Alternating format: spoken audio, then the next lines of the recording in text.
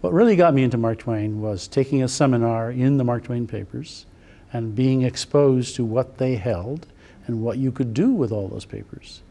And this is 1967. I was supposed to pass my German exam, and I didn't. So they fired me. They said I couldn't have a TA-ship anymore, so I had to get a job.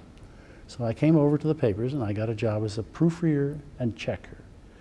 And that was the beginning. At $2.81 an hour, we were paid to work in this archive. We had the absolute run of the archive. And in contrast to what it was like to read, let's say, Huckleberry Finn in college, you had all this information about how Huckleberry Finn was written, the documents that Mark Twain wrote to make Huck Finn, his working notes, his notebooks, his manuscripts. It's fun every day.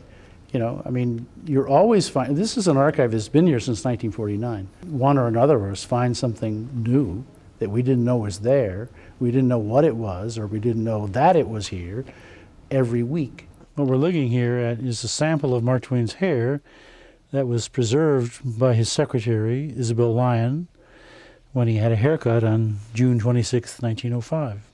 What Mark Twain did that hadn't been done before was to write an entire novel, not just a short story, an entire novel in the voice of this unlettered 14-year-old boy who doesn't speak proper English, is full of slang. What most people don't know about Mark Twain's books is that they were, with only one exception, always illustrated. This is our edition of Huck Finn, and you can see we've put the illustrations back into the text. This is where Huck and Jim first meet on Jackson's Island. Jim has run away, and Huck has escaped from his father. This drawing by Kemble is actually designed to be a quote of the most famous emblem used by the abolitionists, or "Am I not a man and a brother?" This would have been universally recognized in the 19th century. You can see that he's imitated it. The distinctive aspect of Mark Twain that has made him last is his capacity to evoke humor, to create humor about things that still matter to us. Things like pride, ignorance, pretentiousness. Because he does that, the humor that he generates around that is still funny to us. And when I work upstairs, I frequently hear laughter down the hall from people who are doing proofreading or people who are just editing.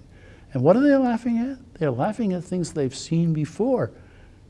That always amazes me. The fact that he manages to kind of design it so that it still captures you, it still surprises you, and you laugh out loud.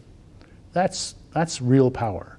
And that is, I think, almost certainly why he has lasted.